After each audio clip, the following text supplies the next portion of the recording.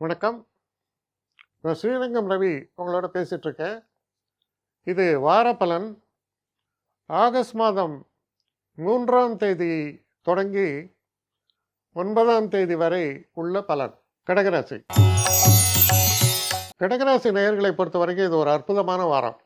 எந்த விதமான ஒரு செட்பேக்கோ ட்ராபேக்கோ எதுவுமே இல்லை. நல்ல ப்ராக்ரெசிவாக இருக்கு. 12ஆம் இடத்தில் இருக்கக்கூடிய சுக்கிரனும் குருவும் ரொம்ப ஒரு பாசிட்டிவ். என்ன காரணம்னா, குரு பார்க்கும் இடம் 6ஆம் வீடு. 6ஆம் வீடு குரு சுக்கிரன் 2 பேரும் பார்க்கும்போது உடல் ஆரோக்கியம் சிறப்பாக மாறும். வயதானவர்கள், உடம்பு முடியாமல் இருக்கிறவங்க, ரொம்ப நாளாக படுத்துட்டு இருக்கவங்க கூட எழுந்துருவாங்க. நல்லாயிடும் உடம்பு. மனசில் தைரியம், தன்னம்பிக்கை வரும். நல்ல ஒரு க்ஷேத்திரங்களுக்கெல்லாம் போயிட்டு வரத்துக்கூடிய ஒரு ஆப்பர்ச்சுனிட்டி கிடைக்கும். நிறைய தர்ம காரியங்களில் ஈடுபட்டு அதனால் மன நிறைவை பெறுவீர்கள். அதே போல் உங்கள் ராசியில் இருக்கக்கூடிய புதனும் சூரியனும் மிகவும் சிறப்பு. ஒரு நேரத்தில் பார்த்தீங்கன்னா நீங்கள் பேசக்கூடிய பேச்சுக்களில் ரொம்ப சிறப்பாக இருக்கும். ரொம்ப இன்ஃபர்மேட்டிவாக இருக்கும், அனலிட்டிக்கலாக இருக்கும். ஏதாவது ஒரு சில நேரங்களில் சில இன்டர்வியூஸ் இது மாதிரிலாம் போகும்போது கூட உங்கள் பேச்சை மற்றவர்கள் ரசிக்கக்கூடிய அளவில் இருக்குது. ரொம்ப சிறப்பாக பர்ஃபார்ம் பண்ணுவீங்க. அதே நேரத்தில் 9இல் இருக்கக்கூடிய சனி. அப்போது சில நேரங்களில் கொஞ்சம் மனக்கிலேசங்கள் வரலாம் குழந்தைகளால். அதை பற்றி கவலைப்பட வேண்டாம். அவங்க எதுவுமே சில நேரங்களில் சொல்லுவாங்க, கிவ் எ லாங் ரோப்புமா. அது மாதிரி லாங் ரோப் சில நேரங்களில் கொடுக்க வேண்டிய சூழல்கள் ஏற்படத்தான் செய்யுது. சொல்லுவாங்க, பையன் தம் அடித்தா, அது அந்த காலத்தில் சொல்லுவாங்க, இப்போல்லாம் பண்ணுறதில்ல பசங்க, அவங்களுக்கே தெரியறது, கண்டுக்காம போகணுமா.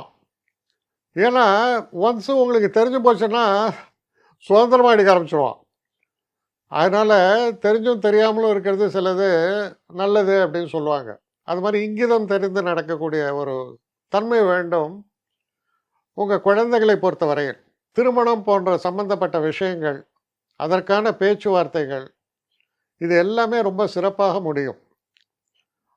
2ஆம் இடத்தில் கேது இருக்கும்போது சில நேரங்களில் நம்ம பேசும்போது சொல்கிற விஷயம் என்னமோ ஒன்று தான், ஆனால் அதை சொல்லக்கூடிய மெத்தேடு அது வித்தியாசப்படுறது. அப்போது அந்த மெத்தேடில் நம்ம ரொம்ப ஷார்ப்பாக சொல்லிட்டோம்னா அது மற்றவர்களை காயப்படுத்தும்.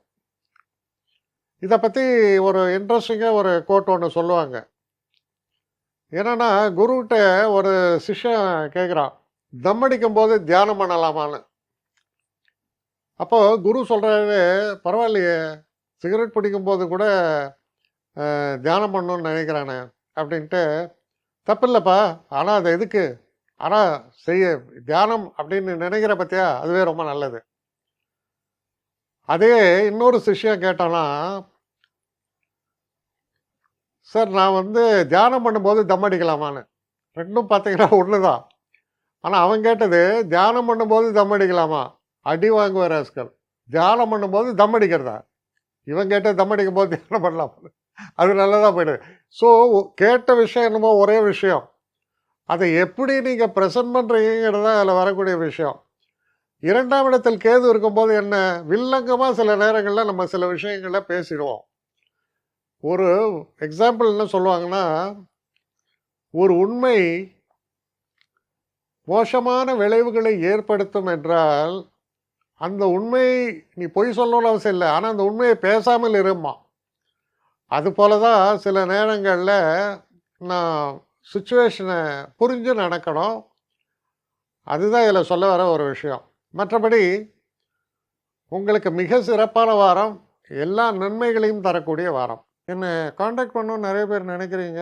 தயவு செஞ்சு என்னை காண்டாக்ட் பண்ணுறதுக்கு ஒரு மெயில் அனுப்புங்க, srirangamravi1@gmail.com. இது ஸ்க்ரீனில் பார்க்கலாம், இது அப்பியர் ஆகும்.